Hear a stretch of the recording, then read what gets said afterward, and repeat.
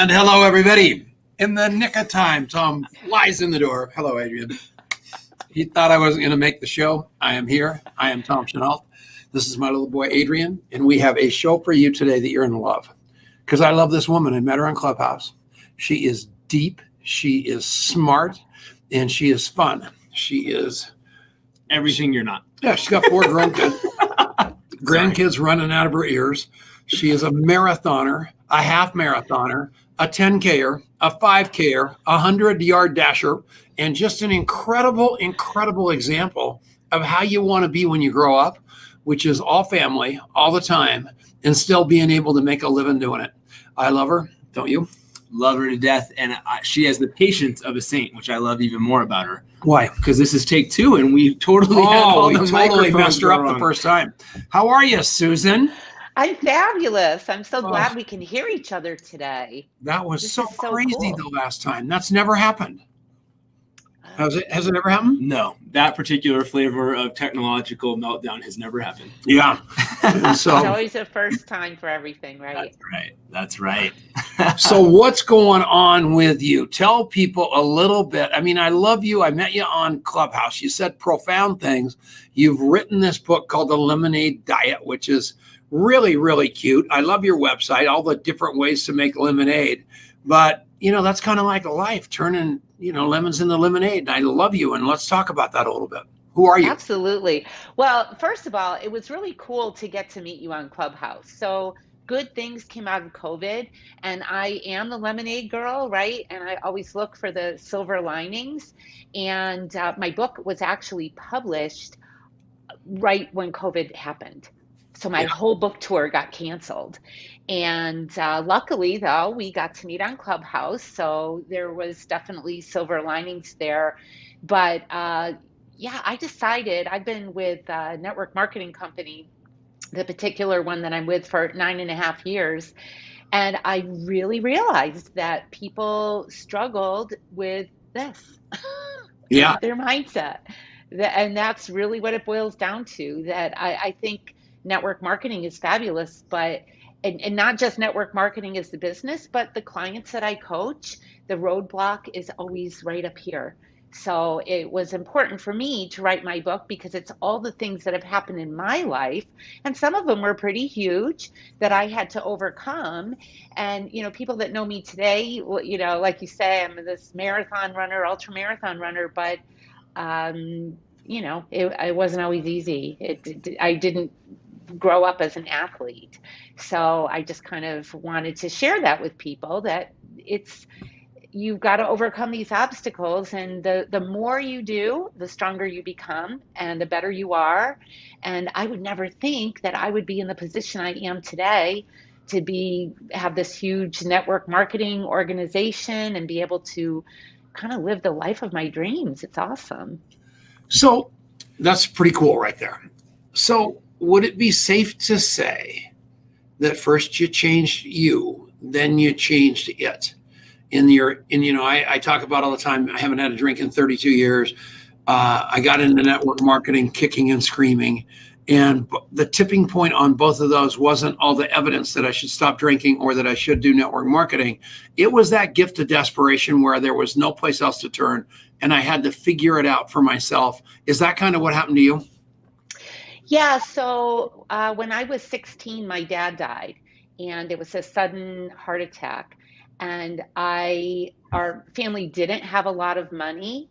And then when he died, there was not a lot of hope either, because he was the breadwinner.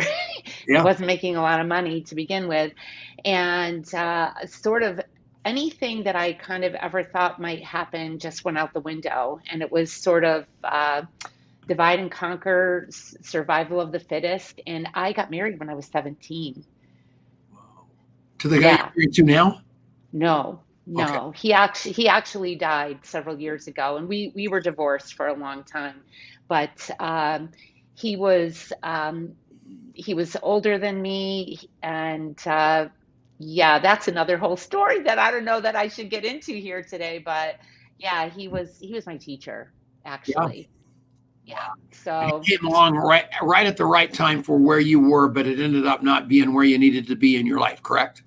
No, it wasn't. And here's the thing, Tom. I really believe this wholeheartedly. People get into something. I don't care what it is, whether you get a degree in something, whether you're married to someone, whether you're in a career, whether you're in a home.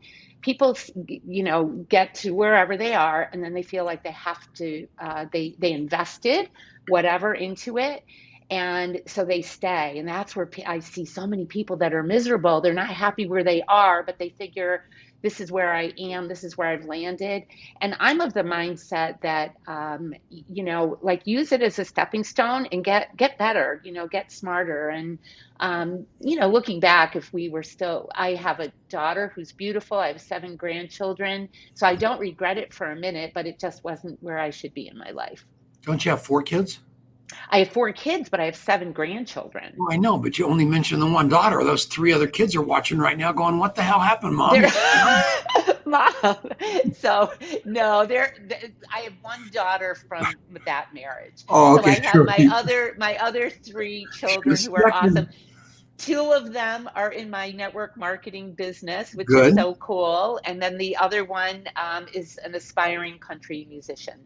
Wow. All right. Well, I want to hear more about the kids and doing business with the kids. And I'm a big country music fan, so I want to hear about that one too.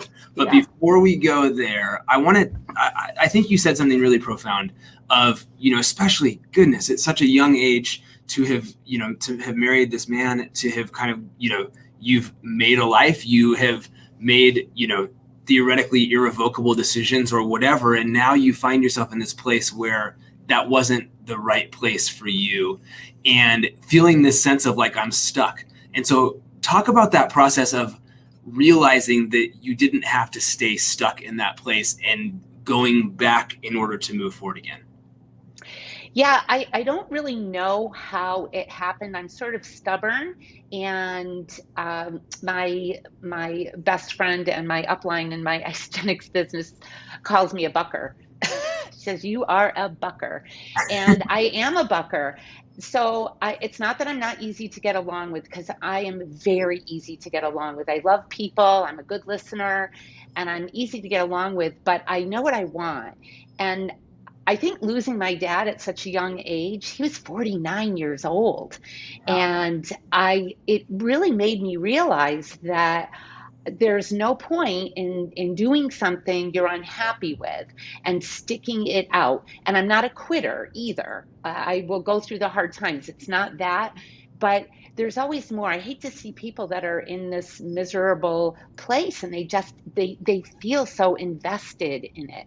So for me, I just think it's my personality that I wasn't happy. I tried, it didn't work. And I have no regrets. Like I said, I have this beautiful family. And if I had to go back and do it all over again, I do it the exact same way. And that's how we get to be successful. We make mistakes and we learn from them and we grow. And, it's part of the process. That's very, very well said. And so you said you've been in your current network marketing company for 9.5 years. Was that your first company that you joined, or did you try a couple of other things before getting plugged in your long-term home? So I'm an entrepreneur because I felt like I had no other choice. I didn't go to college.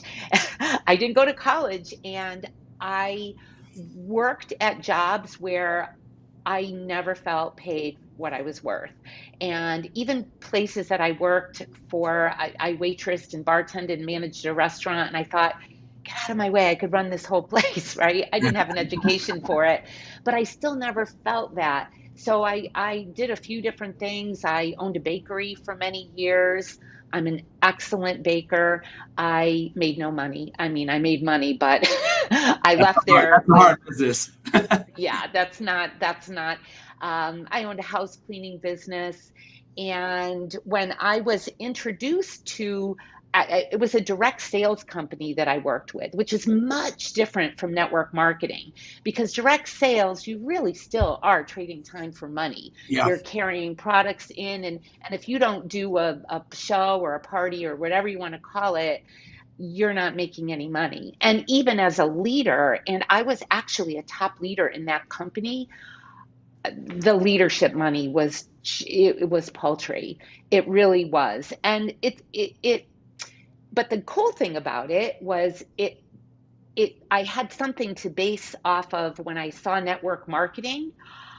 It was like a pinball machine. I just was so Like a excited pinball about, machine. That's awesome. I was here, I was there, and Ding. it was, yeah, that's exactly what it was like. Da-ding, da-ding, da-ding. I don't think I slept for the first 2 years. And I was super excited about it and super excited for the possibility of what it could mean for me. Because we always worked hard, but we always worked hard and we weren't always compensated. We have an organic farm. My husband's a stonemason. We are entrepreneurs.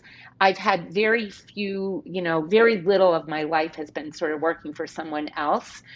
And when I saw this opportunity, I said, residual income, like, what is that? What is that? Are you kidding me? And it really, really changed my life. And I'm so passionate about it because I've had a couple times during my network marketing career that I've not been able to work. I was in the hospital once for a couple of weeks, and I had an accident. And so, but I guess what? I still got paid. And my organization still grew without me. So yeah, it's a dream come true for me when people that know me that look at my life and gosh, this poor little girl was 16 and her dad died and she ended up getting married and now I'm where I am. It's incredible. All right, we love you. This is she adorable enough? I knew this was going to be the show. And I just had a sense that you guys were going to love her. We do. We're going to take a little break. We're on the Genesis Communication Network. Thank you, Ted Anderson. I don't know why you've been so kind to us for all these years, but if you're listening on the radio, make sure that you go to Susan, V is in Virgil, that's my middle name, Wheeler.com, and take a look at this woman because she is all of it and a bag of chips. We'll be right back. Hi, Adrian. All right. How do you like this woman? Yeah, absolutely love How about her. all these people? John Milton Fogg. I cannot believe he's up from his grandfather nap and watching this. He's a legend out there. Absolutely. And he said, beware of older men. That made me laugh. Yeah, I know it. So really quick, I want to talk about connections and relationships. So we're on the sort of commercial part of the show. We're going to talk contact mapping, but this show is awesome. So for those of you watching live with us, hit that share button, tag somebody in the comments that needs to come and join us. And let's really blow this thing out because I just think this has already been a really fun conversation and it's only going to get more so. And so, Susan, I want to talk a little bit about contact mapping and just the power of connection. So how has that shown up for you in your entrepreneurial career and in your network marketing career? I'll tell you, Adrian, connection, can you hear me? Yeah. Okay. Connection is everything. And when I am starting out with someone, I like to know, are they well connected? Because I feel like I've spent my whole life making connections with people. And, being a waitress actually was really cool because I got to know people. I got to know what they liked. I got to know what they didn't like. And I was actually a really good waitress because I'm a good listener. And so for me, learning about people helps you serve them better. And whether you're waitressing and serving them, a chimichanga and a margarita, or whether you're serving them in life. And I think that it's important. I think enough people don't really listen or pay attention. And I don't know why that is, but I think if you can and you do, you can really, really succeed in any kind of business. People want to feel valued and heard and remembered. There's a guy named Rick Cox wants to know what a chimichanga is. That is actually It's a deep fried burrito. Oh, is it? Well, I good. used You to didn't work. know. That's awesome. All Oh, right. he didn't know. I used to work in a Mexican restaurant. Obviously. All right. Keep going. That was really a helpful interjection. Thank you so much. I'm so glad we got that out of the way. But you're listening. There you go. Serving Tim. our Question on the tip serving- of everyone's tongue. All right. Thank you. Keep going. But I think you're so right. So few people, we're so caught up in figuring out what's the next thing to say to try to look smart or to try to move, to try to manipulate the conversation because that I got to get them to say yes enough times that they're going to say yes to my opportunity or whatever cornball thing somebody told you along the way that just totally repels people, when the real solution is so much simpler, which is just to love people, to figure out what they want to buy and then to sell that to them. Right, Susan? Absolutely. And I sort of learned that just through life in general. And I'm going to share a little story. So several years back, I took my husband, we call him Red Suspenders, on a fishing trip because he loves to fish. So we chartered this boat, just the two of us. And the captain talked to me the entire time. He didn't ask one question about me, okay, or my husband. He was just, telling us all about everything. And when we finished, when we stepped on shore, he said, "You two were so wonderful. I can't wait to see you again." And I'm stepping on shore thinking, I'm never going out on a boat with this guy again. Yeah. Ever. And so I think that if we just sort of look around in our daily life and figure things out, what makes us feel good and what doesn't, and then take that and translate it into our business, it can be so powerful. So it really, that I already knew this, but that was a real eye opener for me when you and I was loving on him by listening, right? So he just thought we were amazing, That's a fact. but I didn't feel valued. Amen to that. I happen to be today. All right, contactmapping.com. Make sure that you go there, take a look. It will change your life. It's free. We're coming back. And we are back. It's Tom Chenault and Susan Wheeler and my little boy, Adrian. I told you were going to love her. She's the best, man. Yeah. And what she's doing is important because she's showing everybody that you can come from a really, really bad start, change everything with the help of a lot of people around her, and then all of a sudden start changing other people's lives with her example. That's why I fell in love with her on Clubhouse. I knew she was our girl. She's written this incredible book. Where do they go buy the Lemonade Diet? Well, you can go to my website, which you showed, and it's also on Amazon. Can I hold it up? Yeah, heck yeah. Of course. Yeah. It's actually, it's Look how cute it is. Beautiful. I As long as love it's not wrapped around an isogenic shake. No, it's not. I'm And kidding. it has nothing to do with a diet. All right, that's very cool. People think it's a diet, but it's that is actually, and I'm glad you said that because I at a really quick pass, I was like, oh, it's a diet book. Okay, well, we'll figure out how to talk about that. And then I went and I read the back and I was like, oh, okay, this is a totally different kind of thing. And so talk about how I know you alluded to it, but talk about the name and talk about why that idea of turning lemons into lemonade is so important. Okay, so this is a great question. And my son and I went back and forth. I love to see you two together, by the way, because I think when we get to work with our kids, there's really nothing better. Nothing like it. There's nothing like it. So my son actually wrote a book last year as well. And in 2019, it was published in 2020. So we wrote our books together. And when I told him the title of my book, he said, "Oh, Mom, that's kind of misleading." I said, "No, it's not. We have an organic farm. I work with a health and wellness company. I'm an athlete, and I feel that my people that know me know I'm in the nutrition business. So that made sense. But I'm also in the mindset business because I don't care what kind of diet you want to put someone on. If they can't wrap their head around it, forget about it.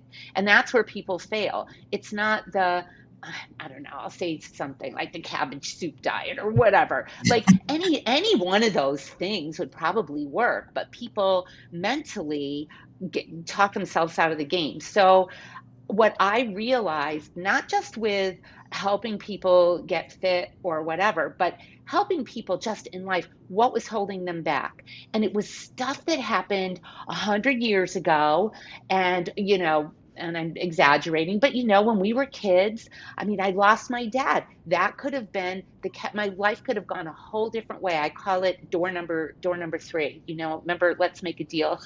And then you choose the door and you get the goat and the bale of hay and you're like, oh, I live in the city. What am I going to do with this? And so I could have at any point chosen the wrong way. And sure, I've had to make some detours along the way, but I've had some major things happen in my life. For example, I had a terrible accident. I shattered my pelvis, I broke my ribs, I broke my back. It took me a year to walk again. And 6 years later, I became a runner. I was never a runner before that. So I like to show, and then people will say, and I understand people have limitations, and I don't think everyone should be out there running. Don't get me wrong. But I think that we should take our limitations and test them and sort of challenge them and look at them and say, well, what can I do? And I I really believe that the only reason anyone is failing is inside themselves, because they won't allow themselves to win. They tell themselves that story, and that's where they stay. Yeah, we label ourselves, and you're 100% right. And all of you, and no, Rick, she's not going to call it the chimichanga diet. Guys, I could. I don't understand it. So here we go. The name of the game is you've got to blast through why not and get to why you're going to do anything. And if you can do that, crazy stuff happens. And all of you have got that kind of win in you if you'll just decide to grab the bull by the horns. I mean, you had to reinvent your life on a trajectory that was unbelievable. You stepped off that and jumped all the way back down to the bottom and started over. For a very, very intellectual college graduate, I'm going to say a couple things that he might not like. No, at the end of the day, tightly wound kid. He was, for him to jump off that ladder took unbelievable courage. You had a plan and a path, and you said, this is not going to get me where I want to go in my life with my family, with my kids, I'm in love with you, Adrian. You're like a son to me.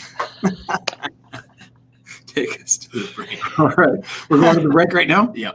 All right. We're at the break. You are the world's worst host. We'll be right back after this. Stay tuned. I flustered myself so much couldn't even remember. I looked at that clock. You guys are so funny. Where am I? Who am I? That's what just happened to us. I had a big blank. Don't you guys love her? And how about hey, Cox, give it up on the chimichangas.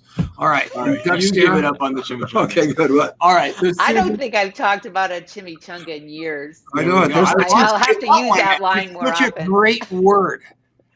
Go to SusanVWheeler.com/chimichanga. Mark Victor Hansen's wife was on this show, and she's like old, and she goes, "I'd never had a mango," and I could not get that out of my head. So they're trying to talk about their new book, and I cannot get off the fact that a woman at that age had never had a mango. So it was a little bit like the chimichanga thing, and very cute. I love me. Go ahead. Watch the sales of chimichanga skyrocket. Oh yeah, you're going to change it. Yeah, buy chimichanga futures. That's the investment tip of the day. Oh my gosh! All right, so I want to ask you. I loved that story about you having been a waitress, having been a great waitress, and how that has a lot of lessons that I think apply. Any service job, any job that's dealing with people early in life can translate so powerfully into your network marketing career. And so talk about what's your recommendation, or how do you go about building great connection in your network marketing business? That's a great question, and I love answering it because all I do is collect friends. I collect friends wherever I go, whatever I do. I'm not one of those network marketers that, here comes Susan, duck down the other aisle, they're going to hide from me. I have friends that don't use my products, but I collect friends wherever I go. And this is a cool story. I was in in Vegas. I had run a marathon up in Washington State and then took about a week and a half to drive down the coast. I'd never been down the West Coast before. I'd been to California, but I'd never gone through Oregon. It was just beautiful. We visited the wineries.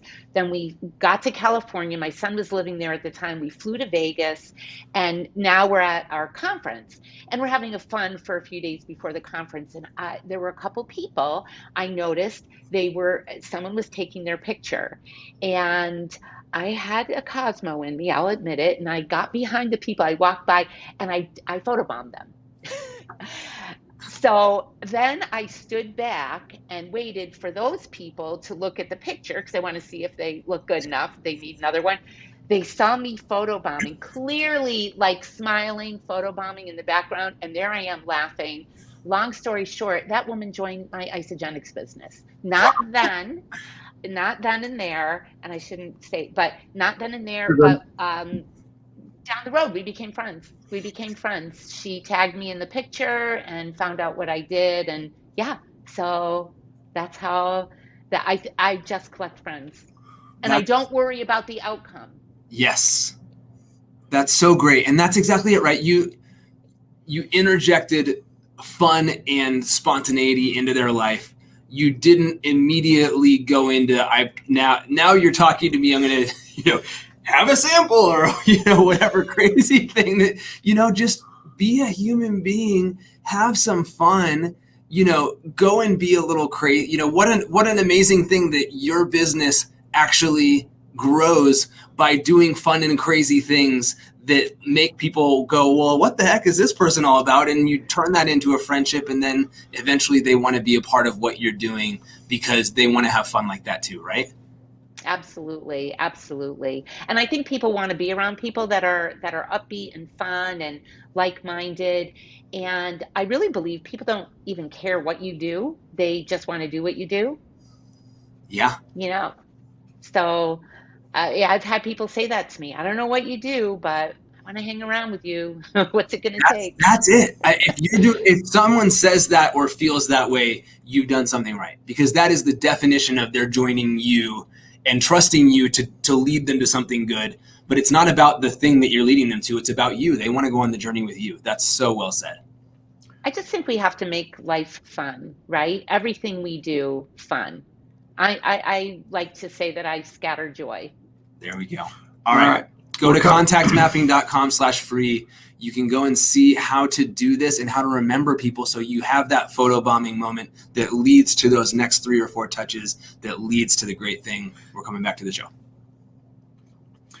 And we're back. It is Tom Chenault, and it is the Network Marketing Leadership Show, sponsored by chimichanga.com. And hopefully you're all having the most phenomenal day you've ever had in your life. And I love all of you, and it's fun. And she just said, she hit the nail on the head when having fun has got to be primary. Stop taking yourself so seriously. Hip, slick, and cool is massively overrated.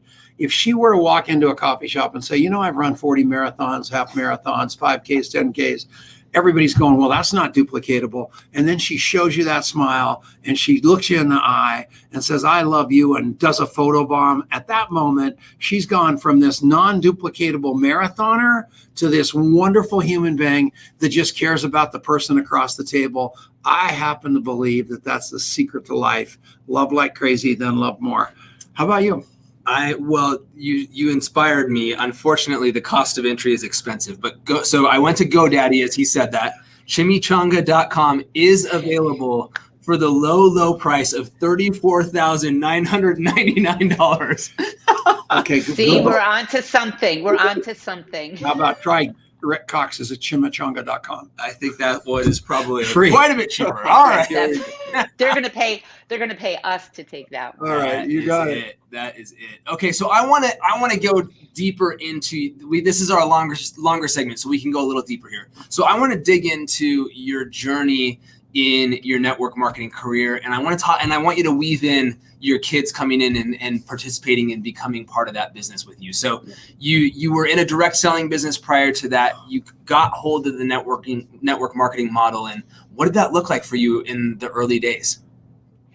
So in the early days, I felt a little bit like was starting over. That initially, when I heard about it, I thought, oh gosh, starting from zero again, because I had given up my whole team and walked away from that other company, and this was not waiting for me. Right. So I had about a year and a half to 2 years in between. And I wanted to really work with people because I felt that a passion and a calling for that. I became a wellness coach. I got certified because I was just really interested in helping people become better. And so this came along and it just aligned with every single thing I believed in. And, but so my son, who I knew would be amazing, was he looked at this, he liked the products and he was cool with it, but it was kind of like a network marketing company for soccer moms was his feeling. Yeah. And at the time, we didn't have young people. There were some, but there wasn't anybody. It wasn't like a big thing. So he joined. So he was in and he was out. And when he was out one time, he actually joined a different company. And he called to tell me. And I think it was in Boston or something, or I would have strangled him. And the story would have a different ending here. But I was far enough away that I was able to calm down. And then I just realized, and this is important, you could take a lot of lessons away from this one. Of course, he's my son, so I wasn't going to strangle him. I invested a lot in this kid. So I said, but what I did, I said, I'm going to love him where he's at. Because if this other thing takes off for him, great. I want him to be successful. And if it doesn't, I'm still here. He can still come. So he still had a position. He wasn't doing anything with it. And so he kind of went back and forth. The other company, of course, went to the wayside for him. And he was slowly building. So all through college, he did not need a job, because he had enough money coming in, residual income, and it wasn't, hundreds of thousands of dollars, but for a college kid, a lot of his friends were bouncing, delivering wings or whatever. He was able to study. And when he graduated, about a week before graduation, he said, Mom, I'm moving to Florence, Italy. What?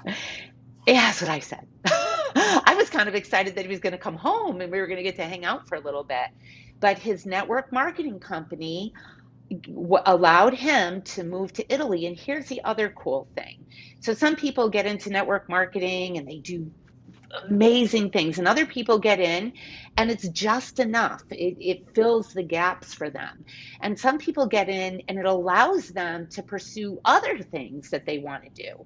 So he was able to go and live in Florence for 9 months.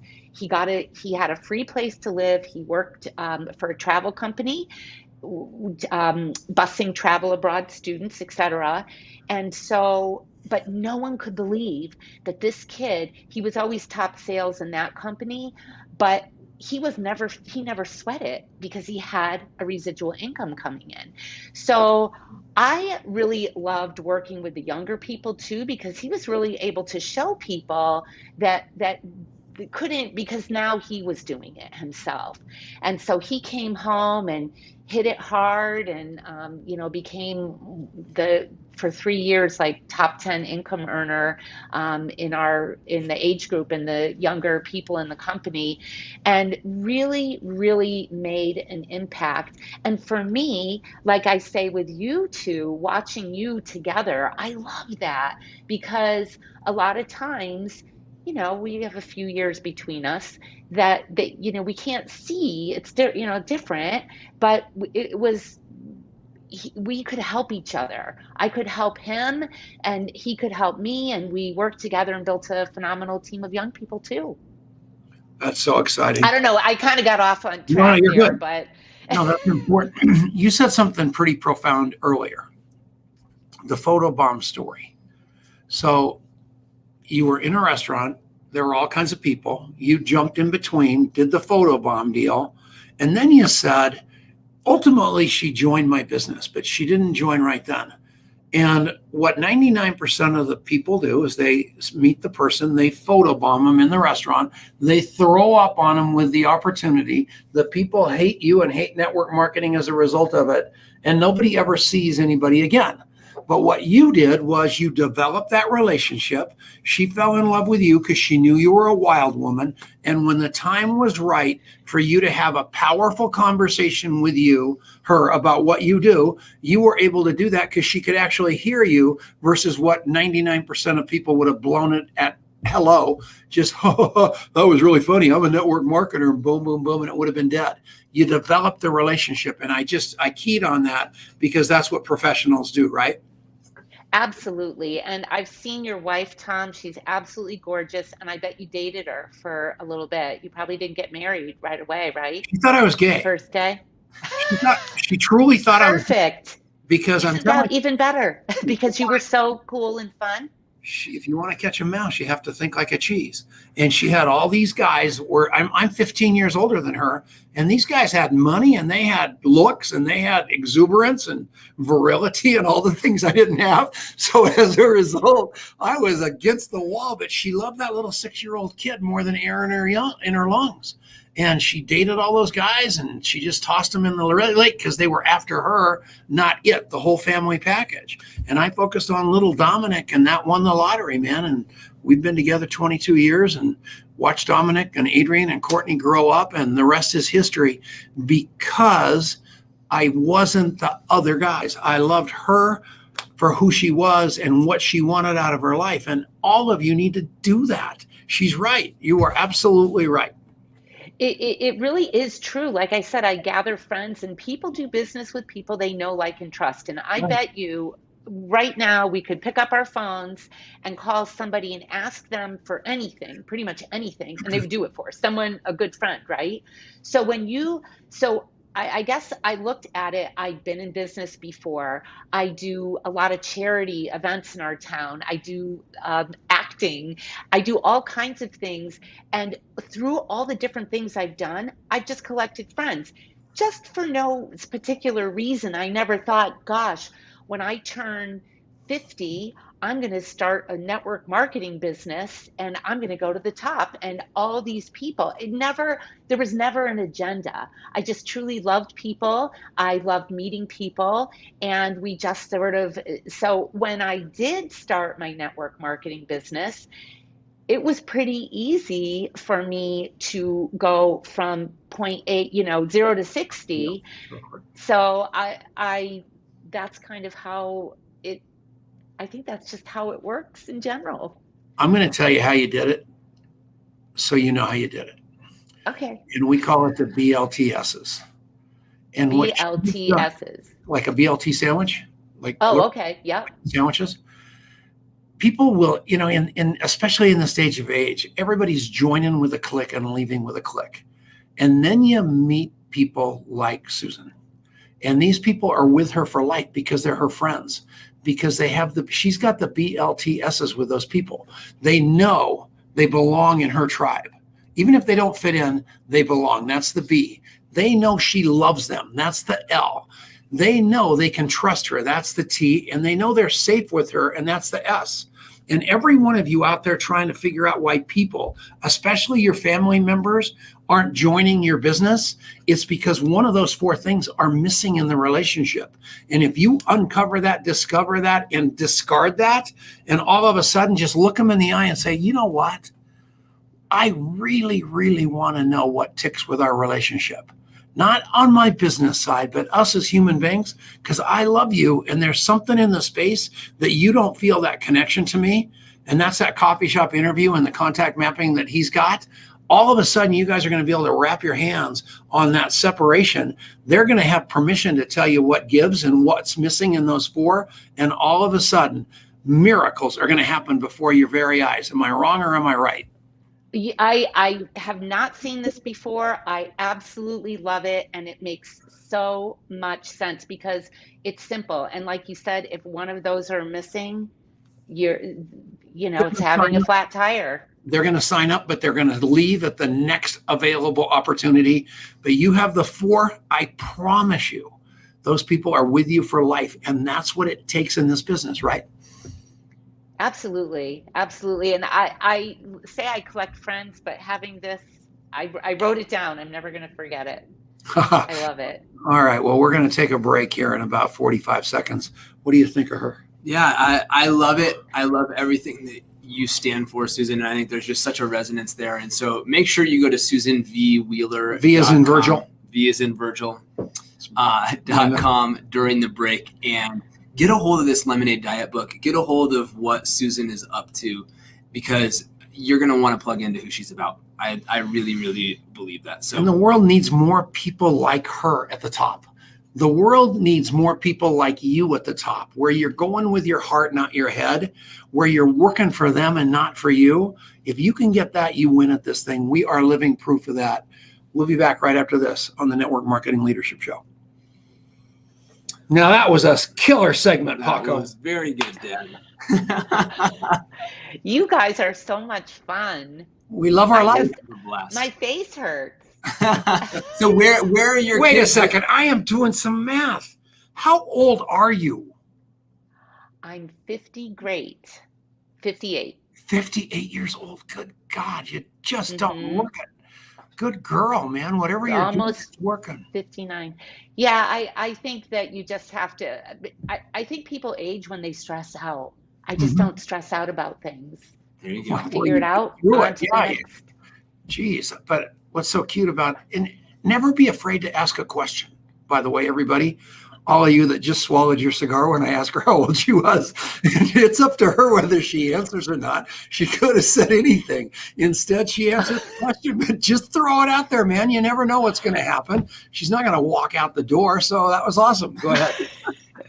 Oh my goodness. So I was thinking, I loved what you said about when you got started in your network marketing business, and that you had this idea, you had this concept of collecting friends before you were ever even in that business. And I was able to go back and find this. One of the things, I think he said it in the opening segment of the last GoPro, Eric Worre said, when you first get into network marketing, you get rewarded or punished based on the life you have lived before that. Wow. And I think that's such a that's it, right? And here's the thing, right? You can't change the past, but it's like the old saying, right? Like, the best time to have planted a tree was 20 years ago. The second best time is today. Start living that life that is going to reward you over and over again for pouring into people's lives. And that is what's going to make you successful because of, and as a byproduct of just being that kind of person, right, Susan? Absolutely. And that is gold, what you just said. I love the way you said it, and the planting the tree, because it is true. We've talked about having a Christmas tree farm. We've owned this farm for 19 years. We're not going to have a Christmas tree farm because I don't want to live here in the winter anymore. So it's not going to happen. But Palm tree farm. Pardon? You want a palm tree farm. Exactly. So it really is true. And I think that people don't, here's the problem too. If a lot of people are in it, I honestly, when I meet someone, I just think, what do we have in common? How can we, be friends or help each other, whatever. And a lot of times people get into network marketing just thinking about, how am I going to sell something to someone? How am I going to get them into my organization, whatever it might be. And they have never even built that relationship. And a lot of people don't even think about building. I don't even know why I think I loved waitressing so much and meeting people and getting to know them, that's just how I developed friendships so quickly and easily. It's a gift. It's a gift to be able to walk up to somebody at a table, at whatever event, at any setting, and instantly build that connection.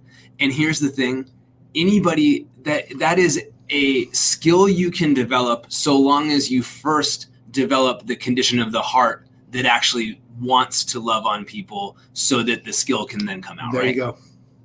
Yeah. Mm-hmm. Absolutely. All right, we're coming back. Contactmapping.com /free. Have I forgotten the /free the whole time? You are I am going to dock. No, I think you said it. Yeah, no, don't let him off the hook. I think he's been totally shorting me. All right. We're back. And we're back. It's the Network Marketing Leadership Show with Tom Chenault and his little boy, Adrian. And we have got Susan V. Wheeler with us, and she is a beast. I love her. She's a marathoner. She's a mom. She's a grandmother, and she is a committed, heart-driven network marketing leader, which is what all of you should want to be when you grow up. And we've had a great show. Take it away, buddy. We really have. So I am very intrigued by your running journey. So are you still running long distance stuff, Susan? I will tell you what I'm up to now. Do you mind if I share how I started running? Yeah, of course. Okay, so I had this debilitating accident when I was 34. I fell off a 14-foot balcony and broke practically everything. It was an accident that most people die from, because when you fall like that, your bones give you internal injuries. And so I was lucky, very lucky, to not only live but be able to walk again. And when I was 39, 40, when I was 40, one of my best friends had breast cancer, and she was pregnant with her third baby. And I wanted to support her in some way. I wanted to do something really hard. And a lot of times women will shave their heads to support their friends. And I didn't want anyone to think I was sick. So I wanted to do something that was really meaningful.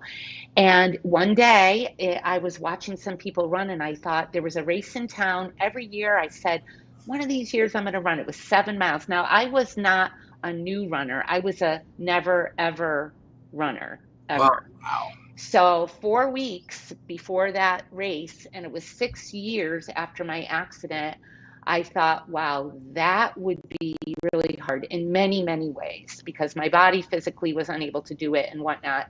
So, but I thought, if Lisa is going through chemotherapy, pregnant, then I can run 7 miles somehow, some way. And I did it.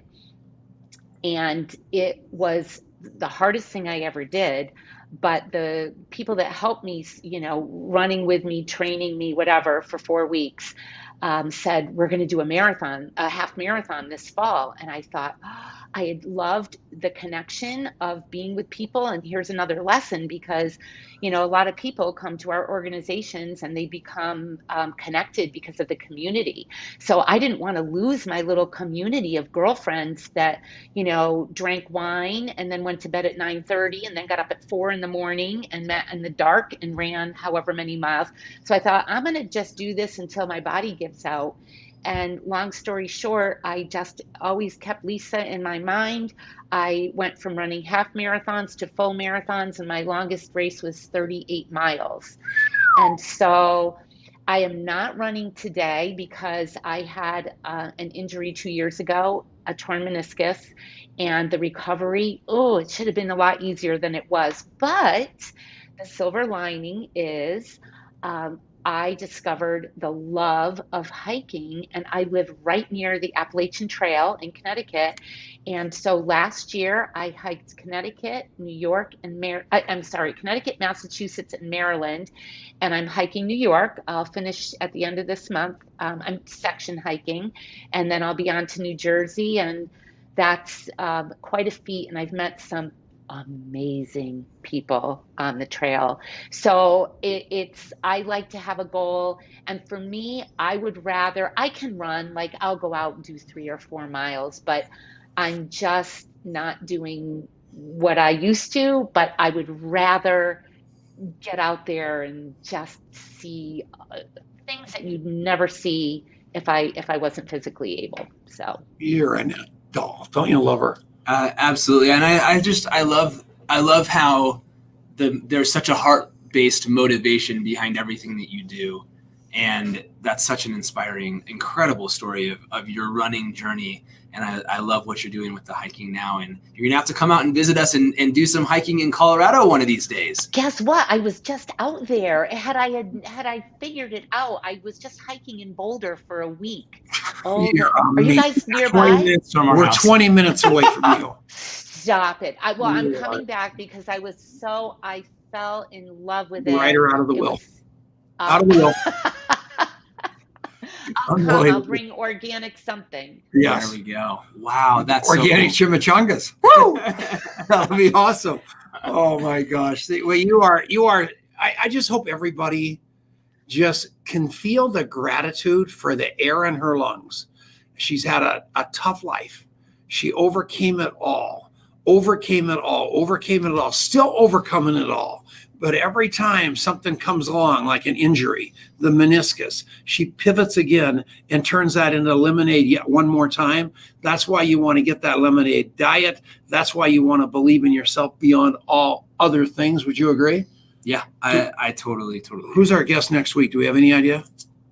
I just texted Marianne and I don't know. I'll tell you. Maybe it's Armand. She'll be right on it. I don't think it is, but that would be awesome. Armand Puyo is watching with us. We love you, Armand, and he is your biggest fan, Susan. He is cheering you on big time in the comments. If you knew who that guy was, you would flip out. That is like, I can't even give a correlation to who he is in the world.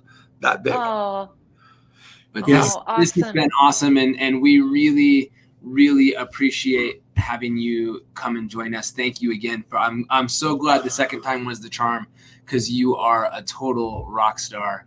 And I really am. We're going to make it happen. We're going to get you out here for Boulder round 2 and go hike Chautauqua Trail and have a great time. Armand, come I'm on the going show next week. For sure. We got you. And we got an opening. Ivan Meisner was supposed to be on. Yeah. We're trying to get Kevin Grimes because of all the garbage going on with people trying to rip our profession apart.